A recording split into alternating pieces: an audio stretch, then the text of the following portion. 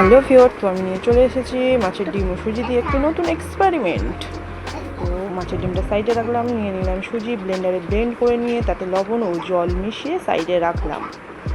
এখন চলে যাব মাছের ডিমটা, তেল দিলাম কড়াইতে, পেঁয়াজ কুচি, কাঁচা ঝাল কুচি, সঙ্গে দিয়ে দিলাম রসুন কুচি, লঙ্কা গুঁড়ো 1 চামচ, হলুদ গুঁড়ো 1 চা চামচ, আদা কুচি 1 চা চামচ,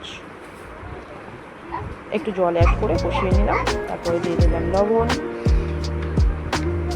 সঙ্গে আরও একটু জল অ্যাড করে নিয়েছিলাম। এখন মাছের ডিমটা দিয়ে দেব। মাছের ডিমটা দেওয়ার পরে কিছুটা কষিয়ে নেব। কিছুটা কষা হয়ে গেলে এই পর্যায়ে দিয়ে দেব ধনের গুঁড়ো, আবারও একটু জল অ্যাড করে দিলাম। তার সঙ্গে দিয়ে দিলাম গোলমরিচের গুঁড়ো, একটু জিরের গুঁড়ো, আবারও অ্যাড করে দিয়ে দিলাম গন্ধরাজ লেবুর খোসা বাটা, আর দিয়ে দিলাম পুদিনা কুচি। আবার একটু মিক্স করে দিয়ে দিলাম গরম মশলা গুঁড়ো। এখন ঢাকা দিয়ে চলে যাব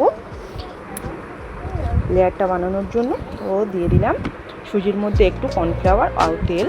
এখন দোলা বানানোর চেষ্টা করছি। তো এর মধ্যে পুর ভরে দিলাম মাছের ডিমটা দিয়ে। এখন এটা সেপ আনার চেষ্টা করছি। দেখো কিছুটা হয়েছে।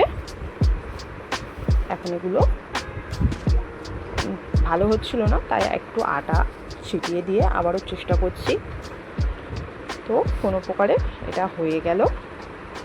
কড়াইতে দিয়ে দিলাম তেল, তার মধ্যে মোমোগুলো ছেড়ে দিলাম। দেখো আমি কয়েকটা সেপ বানিয়ে নিয়েছি। এর মধ্যে দিয়ে দিয়েছি জল, মাঝখানে দিয়ে দিচ্ছি গন্ধরাজ লেবুর খোসা বাটা ও পুদিনা পাতা দিয়ে ঢেকে দেবো 10 মিনিটের জন্য।